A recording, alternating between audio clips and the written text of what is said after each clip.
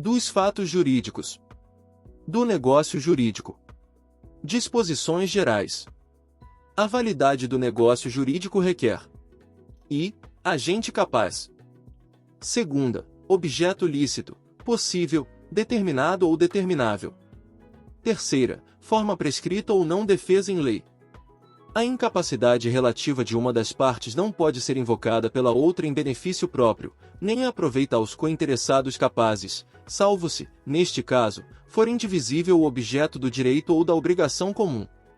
A impossibilidade inicial do objeto não invalida o negócio jurídico se for relativa, ou se cessar antes de realizada a condição a que ele estiver subordinado. A validade da declaração de vontade não dependerá de forma especial, senão quando a lei expressamente a exigir.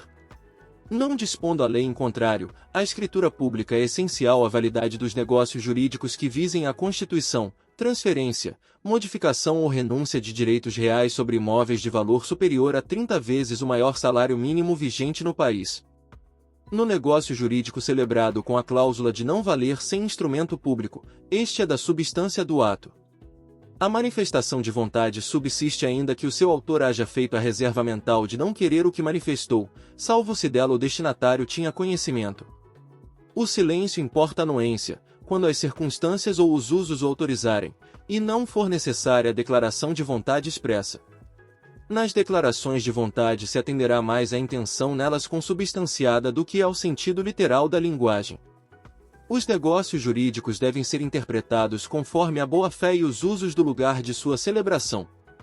A interpretação do negócio jurídico deve-lhe atribuir o sentido que, e, for confirmado pelo comportamento das partes posterior à celebração do negócio.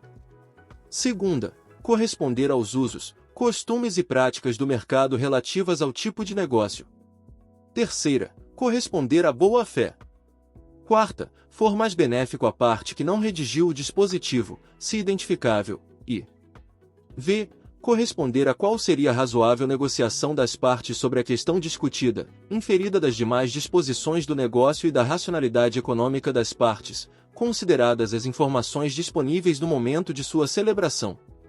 As partes poderão livremente pactuar regras de interpretação, de preenchimento de lacunas e de integração dos negócios jurídicos diversas daquelas previstas em lei.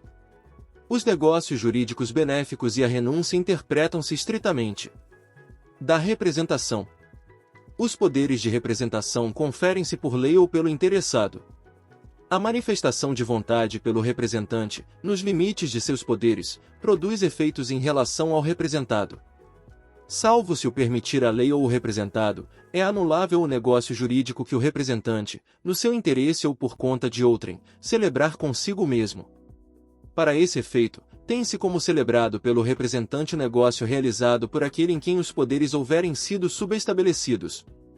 O representante é obrigado a provar às pessoas, com quem tratar em nome do representado, a sua qualidade e a extensão de seus poderes, sob pena de, não o fazendo, responder pelos atos que a estes excederem. É anulável o negócio concluído pelo representante em conflito de interesses com o representado, se tal fato era ou devia ser do conhecimento de quem com aquele tratou.